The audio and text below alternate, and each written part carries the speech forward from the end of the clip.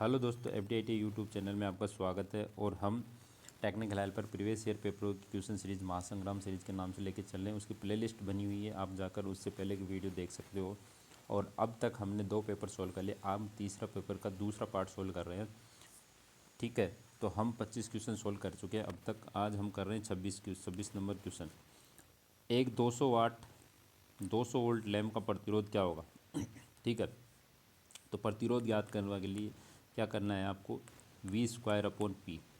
ठीक है, क्या होगा? V² upon P। ठीक है, तो V² मतलब वोल्टेज कितनी है? 200, तो 200 इंटू 200। ठीक है, बटा वाटेज कितनी है? 200, तो 200 से 200 गए तो शेष कितना बच गया? R बराबर 200 ओम। ठीक है, तो इसका जो राइट आंसर हो जाएगा वो हो जाएगा B is right answer. Next question की ओर आगे बढ़ते हैं। क्वेश्चन नंबर हमारा है 27 नंबर। देखो क्या कह रहा है, यदि कोई कैपेसिटर 20 वोल्ट पर 0.3 चार्ज गुलाम का चार्ज वहन करता है तो इसकी धारिता ज्ञात करें। तो C बराबर होता है Q/V। ठीक है, ये फॉर्मूला होता है। तो Q का मान कितना है? 0.3, और वोल्टेज कितनी है? 20। इसका मैं पॉइंट उठाता हूँ, 0 लगा दिया, बराबर 3 में जाएगी नहीं, पॉइंट लगाया हमने, यहाँ 0 उतार दिया, एक 0 इधर लगाया। ठीक है, तो यहाँ उतार दिए, 2 से 2 गई, 3 एकम 2 एकम 2।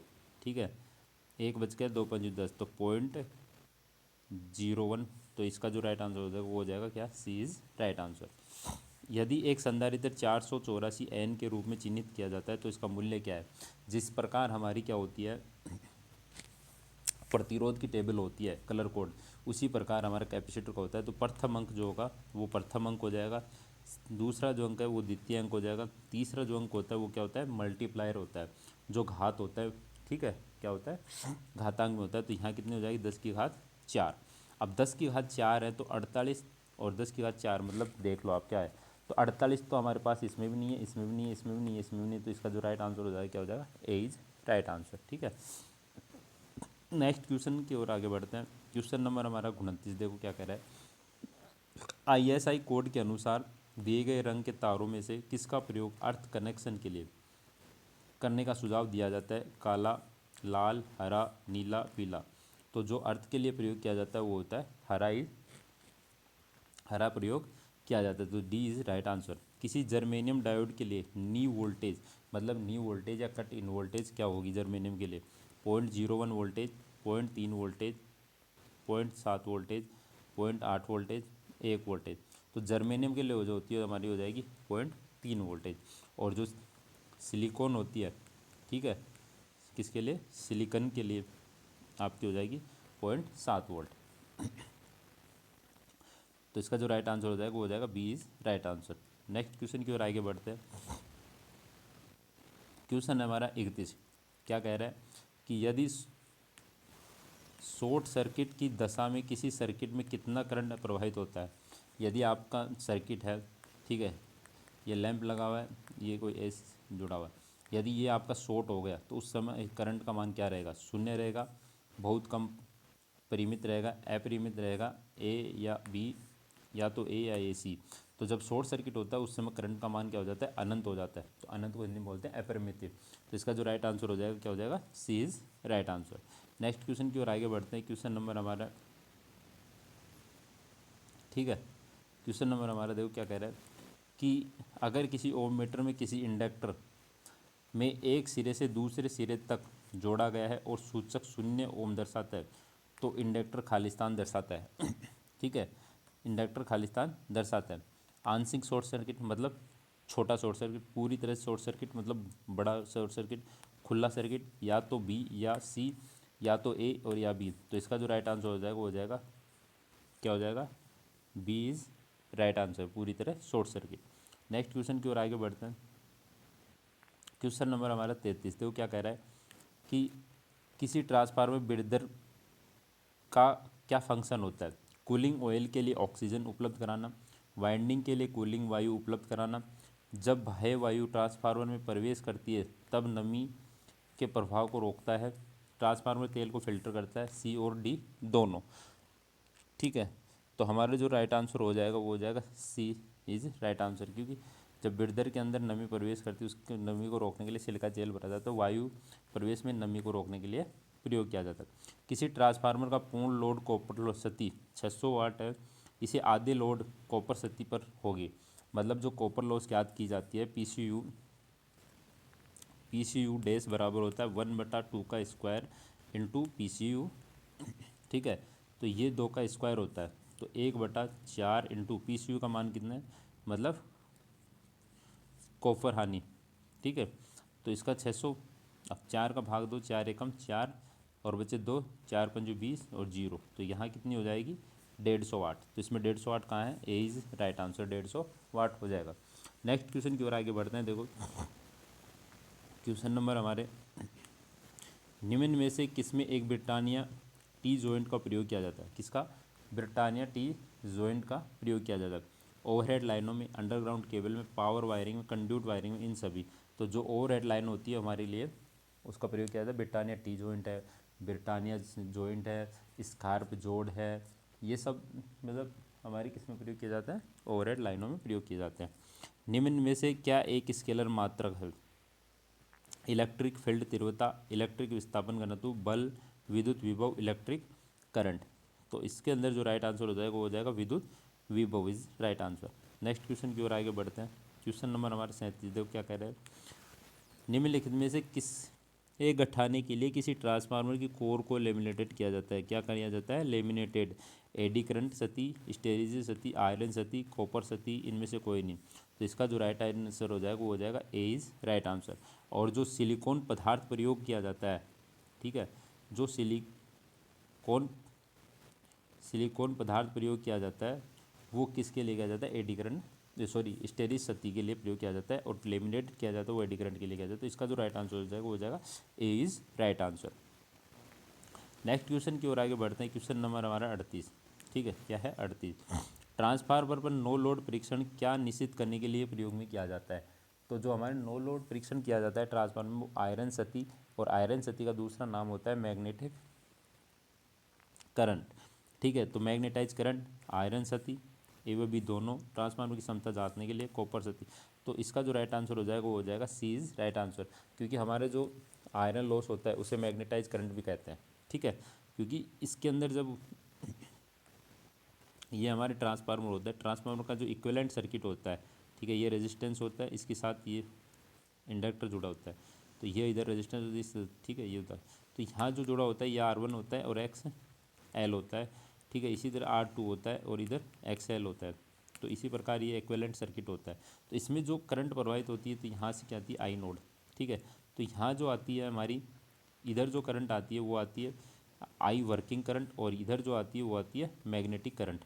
ठीक है, तो ये जो हमारे होते हैं उसको कहते हैं मैग्नेटिक करंट और आयरन करंट। इक्विवेलेंट सर्किट से आपको पता चलता है कि किसको क्या बोलते हैं। नेक्स्ट क्वेश्चन की ओर आगे बढ़ते हैं। ट्रांसफार्मर तेल की डाइलेक्ट्रिक शक्ति खालिस्तान किसकी आशा की जाती है। 33 केवी, 330 केवी, 33 माइक्रोवोल्ट, 3300 केवी, 3.3 वोल्ट। तो इसका जो राइट आंसर हो जाएगा वो हो जाएगा 33 केवी, जो हमारी ऑयल की डाइलेक्ट्रिक शक्ति होती है। नेक्स्ट क्वेश्चन की ओर आगे बढ़ते हैं। क्वेश्चन नंबर हमारा 40। देखो ये किसी 220 वोल्ट एसी से 220 वोल्ट एसी से 24 volt AC step down transformer के घेरों का अनुपात की आवश्यकता होती है। ठीक है, तो वोल्टेज क्या होती है, V2/V1 होती है। तो V2 का मान कितना हो गया 24, स्टेप डाउन है, सेकेंड ईयर गई, और फर्स्ट में क्या है 220। तो इसमें जैसे भाग दे रहे हो आप तो 0.109 आएगा। इसका जो राइट आंसर होने वाला है वो हो जाएगा डी इज राइट आंसर। एक ट्रांजिस्टर में डिप्लेशन परतों की संख्या खालिस्तान है 2, 3, 5, 4, इनमें से कोई नहीं। तो जो ट्रांजिस्टर में डिप्लेशन परत होती हैं वो होती हैं 2। ठीक है, तो नेक्स्ट क्वेश्चन की ओर आगे बढ़ते हैं। नेक्स्ट क्वेश्चन देखो क्या है आपका, कि किसी 3 फेज 6 पोल 50 hertz slip ring induction motor में रोटेटिंग मैग्नेटिक फील्ड खालिस्तान गति पर घूमता है। तो रोटेटिंग मैग्नेटिक फील्ड किस खालिस्तान किस में घूमता है। ठीक है, आरपीएम ज्ञात करनी है। तो एन बराबर क्या होता है, एफ इंटू 120/P। ठीक है, ये क्या हो जाएगा 120। अब फ्रिक्वेंसी कितनी है 50 इंटू 120 बटा पोल कितने 6, तो 6 दूनी 12, 5 दूनी 10, 1000 RPM इसका आंसर। तो इसका ए इज़ राइट आंसर हो जाएगा। ठीक है, नेक्स्ट क्वेश्चन की ओर आगे बढ़ते हैं। क्वेश्चन नंबर हमारा देखो 43। क्वेश्चन नंबर क्या कह रहा है, ठीक है, 43 नंबर क्वेश्चन क्या कह रहा है, किसी स्क्विरल केज मोटर की गति को किसके द्वारा परिवर्तित किया जा सकता है। आपूर्ति वोल्टेज को परिवर्तित करके, स्टेटर पोलों की संख्या को परिवर्तित करते हुए, इसके द्वारा लिए गए करंट को परिवर्तित करके, रोटर सर्किट में एक प्रतिरोध स्थापित करके, इन सभी। ठीक है, तो जो स्क्विरल केज मोटर होती है उसकी गति को नियंत्रित करने के लिए परिवर्तित करने के लिए स्टेटर पोल की संख्या को परिवर्तित करके किया जाता है। ठीक है, नेक्स्ट क्वेश्चन है, किसी स्लिप रिंग इंडक्शन मोटर में रोटर करंट आवृत्ति किस पर निर्भर की जाती है। तो जो एफ आर होती है वो होती है एस इंटू एफ एस। ठीक है, तो जो रोटर करंट होती है वो स्लिप की मात्रा पर निर्भर करती है। तो rotor current, rotor inductor, slip की मात्रा, इंडक्टिव रिएक्टेंस, इन सभी। तो इसका जो राइट आंसर होना है वो हो जाएगा सी इज़ राइट आंसर। ठीक है, नेक्स्ट क्वेश्चन की ओर आगे बढ़ते हैं। क्वेश्चन नंबर हमारा 45। एक विभव विभक्त वलय प्रेरण मोटर में कितने विभक्त वलय होते हैं। विभक्त वलय का मतलब होता है आपका स्लिप रिंग। ठीक है, तो आपकी स्लिप रिंग कितनी होती है, 2, 3, 5, 4, 6। ठीक है, तो सामान्य स्लिप रिंग जो प्रयोग की जाती है वो की जाती है 3 स्लिप रिंग का उपयोग करते हैं। राइट आंसर बी हो जाएगा। एक सर्वो मोटर मूल रूप से क्या होता है, हिस्टैरिसीस मोटर, समकालीन motor, DC shunt motor, DC संयुक्त मोटर मतलब कंपाउंड मोटर, 2 फेज प्रेरण मोटर। तो जो सर्वो मोटर होती है, हमने इससे पिछले पेपर में पढ़े थे, जो सर्वो मोटर होती है वो होती है 2 फेज प्रेरण मोटर। तो इसका राइट आंसर हो जाएगा D is right answer. Next question की ओर आगे बढ़ते हैं। क्वेश्चन नंबर हमारा देखो, चुंबक के स्टार्टर ध्रुवों की संख्या किससे संदर्भित करती है। शक्ति लोड संपर्कों की, नियंत्रण संपर्कों की संख्या, दक्षिणी ध्रुव की संख्या, उत्तरी ध्रुव की संख्या, इन सभी। ठीक है, तो चुंबकीय ध्रुवों के स्टार्टरों की संख्या किससे की जाती है, नियंत्रित संपर्कों की संख्या मतलब कंट्रोल कॉन्टैक्ट की संख्या की। ठीक है, नेक्स्ट क्वेश्चन की ओर आगे बढ़ते हैं। क्वेश्चन नंबर देखो हमारा नेक्स्ट है कि निम्नलिखित में से किस अनुप्रयोग के लिए डीसी आवश्यक होती है। प्रदीपन, मशीन शॉप मोटर, विद्युत घरेलू उपकरण, विद्युत कर्षक मोटर, इनमें से कोई नहीं। तो जो डीसी प्रयोग की जाती है वो की जाती है विद्युत कर्षक मोटर के लिए की जाती है। तो इसका जो राइट आंसर हो जाएगा वो हो जाएगा C is right answer. Next question है, मैट्रिक सिस्टम में सुपर एनिमल तांबे के तार का आकार किस में दिया जाता है। व्यास mm में, अनुप्रस्थ काट क्षेत्रफल mm स्क्वायर में, गेज में, आयतन mm स्क्वायर में, प्रतिरोध ओम में। तो इसका जो राइट आंसर हो जाएगा mm, व्यास mm में दिया जाता है, क्योंकि एनिमल सुपर तांबा आकार पूछ रहा है जो SW से मापा जाता है। नेक्स्ट क्वेश्चन की ओर आगे बढ़ते हैं। क्वेश्चन नंबर हमारा आज का क्वेश्चन और अंतिम क्वेश्चन है, यदि ध्रुवों की संख्या 4 है और स्लॉट की संख्या 24 है तो ध्रुव पिच क्या हो गई। तो जो हमारी पोल पिच होती है, ठीक है, पोल पिच बराबर होता है, फॉर्मूला होता है हमारा कि स्लॉट की संख्या, ठीक है, बटा पोल की संख्या। ठीक है, क्या है, पोल की संख्या। तो स्लॉट की संख्या कितनी है 24 और पोल की संख्या कितनी है 6। तो 4। ठीक है, कितनी है 4। तो कितनी है आपकी 4। तो 4 6 24। तो इसमें कितनी हो जाएगी 6। ठीक है, पोल पिच में 6 स्लॉट आ जाएगी। तो इसका जो राइट आंसर हो जाएगा वो हो जाएगा सी इज़ राइट आंसर। तो ये थे हमारे आज के 25 क्वेश्चन और